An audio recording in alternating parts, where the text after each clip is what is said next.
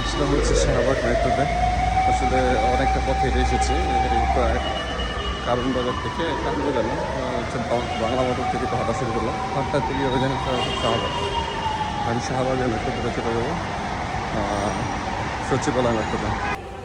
আসলে এই যাবৎকাল যতদিন মেট্রোতে চলেছি কোনোদিনই সিটে বসে যেতে পারিনি, তো আজকে ইচ্ছে যে একটু সিটে বসে মেট্রোর সিটে বসে একটু যাব আমার গন্তব্যে।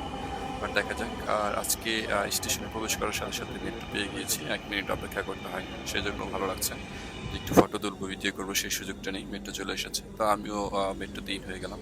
কারণ অপেক্ষা করার টাইম নেই, মেট্রো আসলে 30 সেকেন্ড 1 মিনিট সময় দেবে, এর ভিতরেই ঢুকতে হবে। তা না হলে আমাকে ছেড়ে চলে যাবে, সেজন্য আমি মেট্রোর ভিতরে ঢুকে গেলাম। আর আমি ঢোকার সাথে সাথেই এই 30 সেকেন্ডের ভিতরেই দরজাটা ক্লোজিং হয়ে যাচ্ছে। আর ভিতরে আসলে যেই স্বপ্ন নিয়ে এসেছিলাম যে মেট্রোর সিটে বসে যাব, সেই স্বপ্ন অধরাই রয়ে গেল। কারণ আজকেও মেট্রোর ভিতরে প্রচুর মানুষ, তো প্রচুর মানুষ বললেও আসলে আগে যেরকম মানুষ ছিল আজকে অতটা মানুষ নেই, ফ্লেক্সিবল, একটু রিল্যাক্সে দাঁড়ানো যাচ্ছে।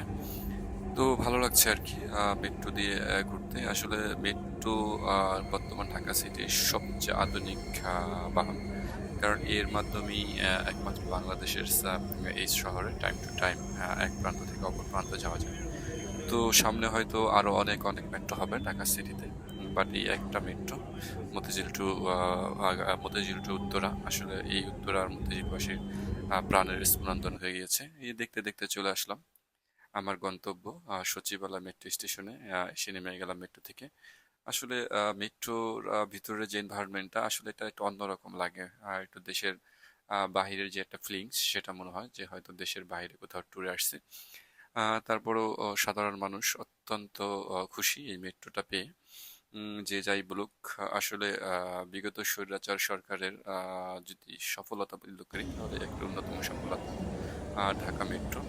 সেটা নিয়ে হয়তো অনেকে কোশ্চেন করবে, বাট কোশ্চেন করলে কিছু যায় আসে না। তো সত্য যেটা সেটাই বলতে হবে, কারণ এই মেট্রোটা আসলে ঢাকা সিটির